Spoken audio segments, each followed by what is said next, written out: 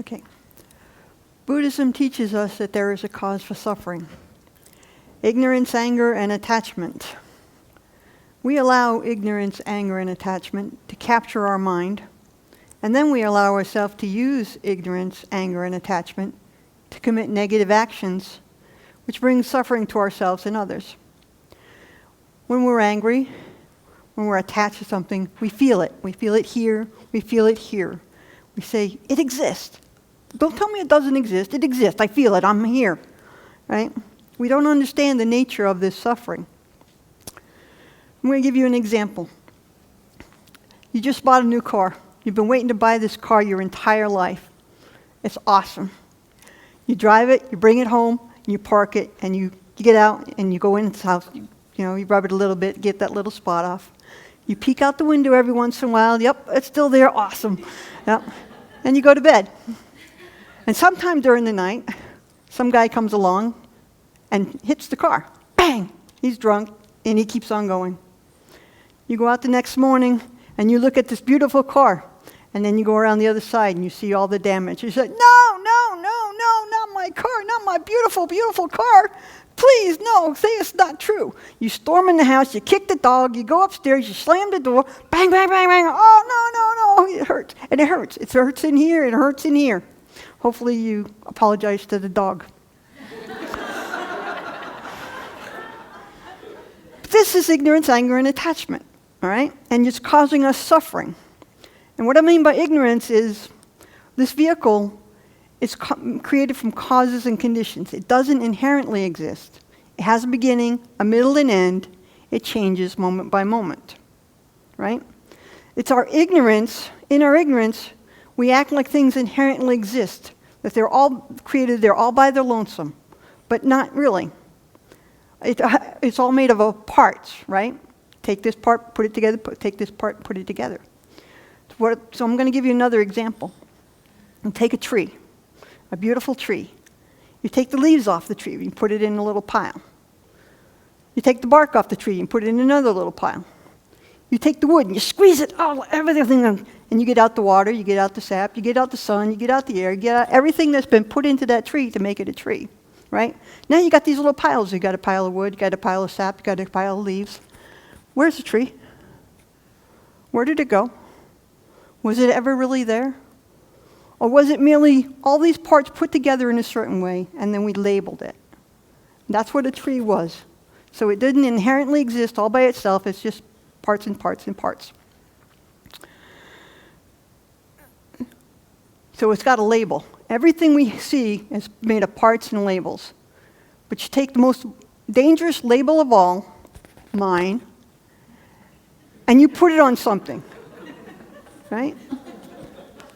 My body, my family, my team, my country, my world, my what? My car, yeah. And then we get so angry when somebody messes with it, okay?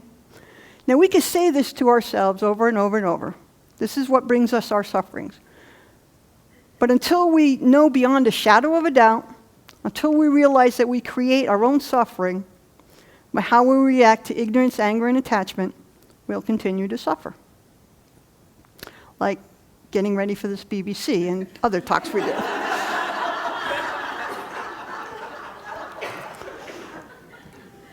So I do history. I'm really good at history. So I looked through history, what happened on this day in history, ignorance, anger, and attachment, and how that created suffering.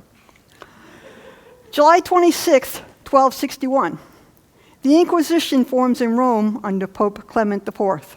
That's why I asked him if he was a Catholic priest. I didn't want to incite him or anything.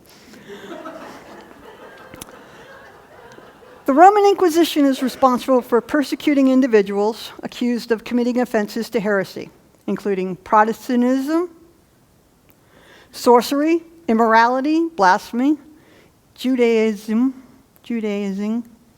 and witchcraft, as well as for censorship of printed literature. After 1567, that's over 500 years later, the Holy Office moved to broaden concerns beyond that of theological matters, such as love magic, witchcraft, superstition, and cultural morality.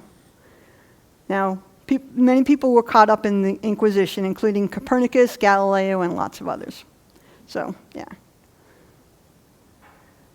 July 26, 1519, Francisco Pizarro receives a royal charter for the west coast of South America. Imagine that. The Spanish king says, yeah, you go to the west coast of South America, which I own, and anything you find and can conquer, you can have. Talk about attachment. Huh? July 26, 1656, Dutch painter Rembrandt van Rijn declares that he is insolvent. Now, Rembrandt is generally considered to be one of the greatest visual artists in the history of art, and is definitely the most important Dutch painter. But he lived beyond his means. He would buy art. He would actually go to art auctions, and when his picture came up, he'd start bidding up to try and get the price raised, right? So he would buy rare prints and use them in his art, but now he's declaring bankruptcy. So to avoid bankruptcy, most of his possessions were sold, including his paintings and large collections of antiquities, old master paintings and drawings, including busts of the Roman emperors, suits of Japanese armor, and many objects from Asia, and collections of natural history and minerals. That's attachment, okay? That's big-time attachment. July 26, 1755, Giacomo Casanova, everybody knows who Casanova is arrested in Venice for affronts to religion and common decency and imprisoned in the Doge's palace. His police record becomes a list of reported blasphemies, seductions, fights, and public controversies. This guy crossed Europe like big time. He spent his entire life going from one place to another, getting people to give him money, seducing women, getting caught, going to jail, escaping from jail, and continuing on and on and on. He started a lottery system in France that was very successful. Then he went to England, Russia, Austria to try to get them to play in the lottery system, but they weren't buying it. Okay? He said, cultivating whatever gave pleasure to my senses was always the chief business of my life. I never found any occupation more important. Feeling that I was born for the sex opposite of mine, I have always loved it and done all that I could to make myself loved by it. Wow. Ignorance, anger, and attachment. Not too much anger there, but yeah. July 26, 1941. Responding to Japanese occupation of key airfields in Indochina following an agreement between Japan and Vichy, France, the U.S. froze Japanese assets on July 26, 1941, and on August 1st established an embargo on oil and gasoline exports to Japan. This was the direct cause for the Japanese to bomb Pearl Harbor. Okay? So many famous, and also, other than that, many famous or infamous battles occurred on July 26th throughout history, all of them caused by ignorance, anger, and attachment. So we create our own suffering by not recognizing these ignorance, anger, and attachment. But the Buddha taught that there was a way out of suffering. But that's talk for another day and another chance to create more suffering.